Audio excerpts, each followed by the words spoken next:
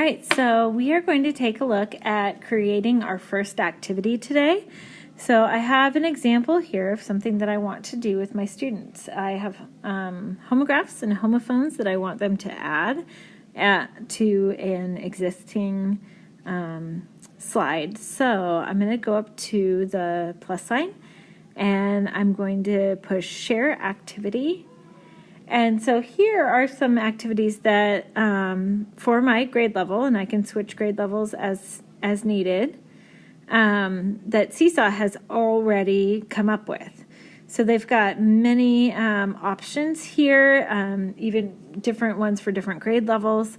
And then at the top, it also saves my activities. So if I go down here, I can see all of the activities that I've assigned for my students over the time, including, writing center, word work, that sort of thing. So if we look here at word work week 10, this is something very similar to the homophones and homographs. It's compound words and contractions. So I want my students to be able to tell the difference between a compound word and a contraction. So I've created this example within Seesaw that I used the labels to do the compound words and contractions. I added a bunch of labels on the bottom with different words, and then I created a table here. So then if I go into customize, I can show you how it was done. So up here is the title of my activity, and I name things by week. That's just the way that I organize things in my classroom.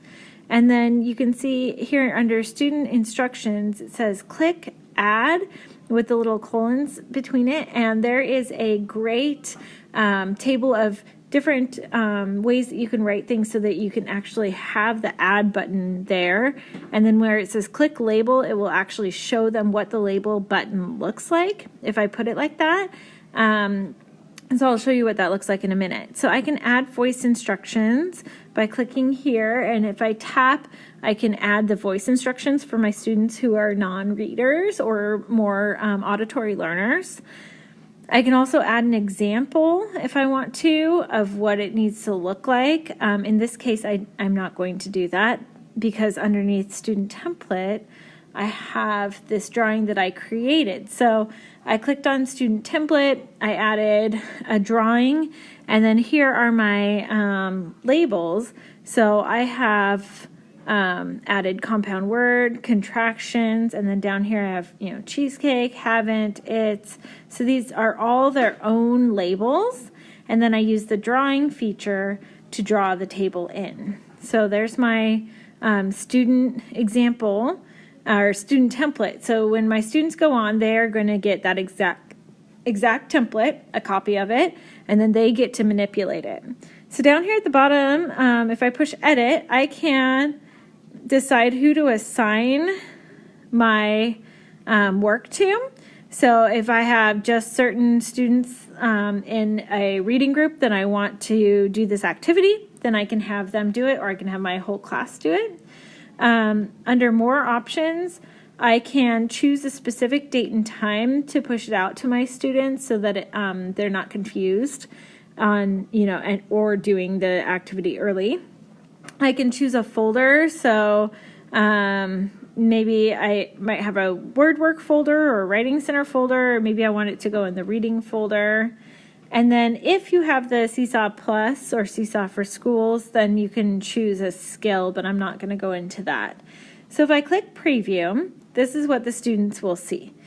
So they've got the instructions, they see the template, and they can access the instructions while they're working on the template. So if I click share, then it pops up in their activities button. So here's the activities button next to the journal. So I push journal, here's activities. And it's at the top, and they'll actually have a plus sign here where it says add student response, but this is what they get. So if I click the blue line across the top, it shows me the instructions again. So the kids can access the instructions at any time. So what they're going to do is they're going to click label, and then they can move their words into the different categories. And then what I did at the end was I had students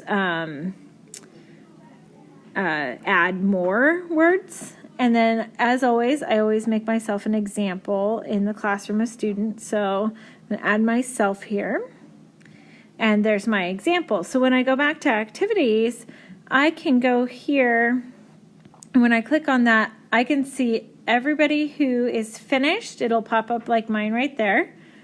And I can see who's not finished. So this is really nice and easy for me to be able to check off students and their work and see who's finished and who's not.